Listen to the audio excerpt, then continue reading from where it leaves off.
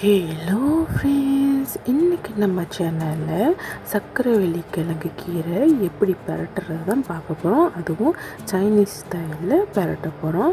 இந்த சர்க்கரைவள்ளி கிழங்குல பார்த்திங்கன்னா நார் இருக்கும். அதாவது தண்டு கீரைக்கு எப்படி நார் உரிப்போமோ அதேமாரி இந்த கீரைக்கும் தண்டெல்லாம் நார் உரித்து எடுக்கணும். அப்போ தான் நம்ம சாப்பிடும்போது சுவையாக நல்லா மொறுமொறுப்பாக இருக்கும். இது நான் நல்லா கீரைகளை தண்டும் நாரெல்லாம் உரிச்சிட்டு நல்லா அழைச்சி வச்சுருக்கேன். இதோட தண்டை எடுத்து ஒன்று நட்டாலே அப்படியே படர்ந்து நிறைய கீரை கிடைக்கும். நீங்களும் நிச்சயமாக ட்ரை பண்ணி பாருங்கள். இப்போ எப்படி சமைக்கிறது, என்னென்ன பொருட்கள்லாம் பார்த்துடலாம்.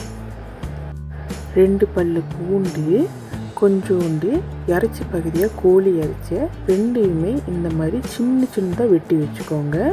மருவள்ளிக்கிழங்கு மாவு அது கொஞ்சமாக அரை கரண்டி எடுத்துகிட்டு கொஞ்சமாக தண்ணி ஊற்றி கலந்து வச்சுக்கோங்க.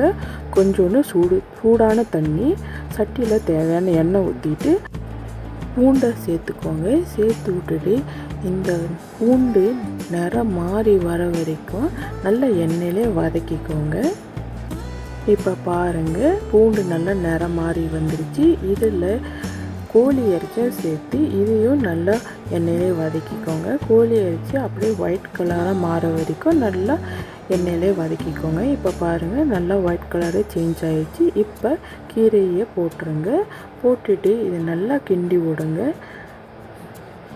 இந்த மாதிரி சமமாக கிண்டி விட்டுக்கோங்க. இப்போ இதில் சூடான தண்ணி எடுத்து வச்சுருந்தோம்னா அது இதில் சேர்த்துக்கோங்க. ரொம்பலாம் சேர்க்க வேண்டாம் ஃப்ரெண்ட், கொஞ்சமாக சேர்த்து விட்டுக்கோங்க. இந்த கீரையோட சாறு இறங்கி அந்த தண்ணி சோறில் ஊற்றி சாப்பிடும்போது அவ்வளோ சுவையாக இருக்கும். அதனால தான் நம்ம தண்ணி ஊற்றிக்கிறோம். தண்ணி ஊற்றிட்டு தேவையான உப்பு போட்டுட்டு ஒரு சின்ன கரண்டி அளவுக்கு ஒயிஸ்டர் சாஸ் சேர்த்துக்கோங்க.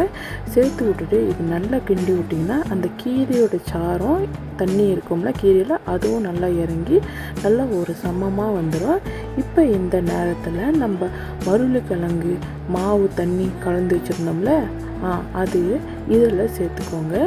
சேர்த்து விட்டுட்டு இப்போ இதை 10 செகண்டுக்கு நல்லா சமமாக கிண்டி விட்டுக்கணும். இந்த ப்ராசஸ் வேகமாக செய்யணும் ஃப்ரெண்ட்ஸ்.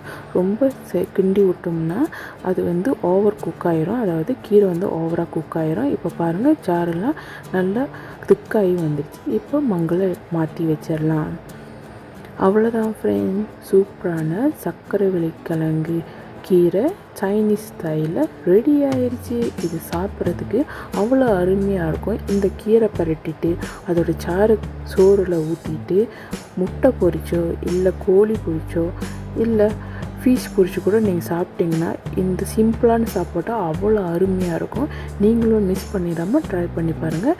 ட்ரை பண்ணி பார்த்துட்டு எப்படி இருக்குன்னு கமெண்ட் பாக்ஸில் சொல்லுங்கள். மீண்டும் புது ரெசிபியோடு உங்கள் எல்லாரையும் சந்திக்கிறேன். அதுக்கு முதல் என்னோடய சேனலுக்கு நீங்கள் ஒன்று சப்ஸ்கிரைப் பண்ணியிருந்தீங்கன்னா கீழே உள்ள பட்டனை அமைத்து சப்ஸ்கிரைப் பண்ணிக்கோங்க.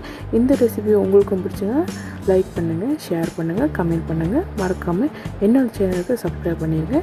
தேங்க்யூ, பாய்.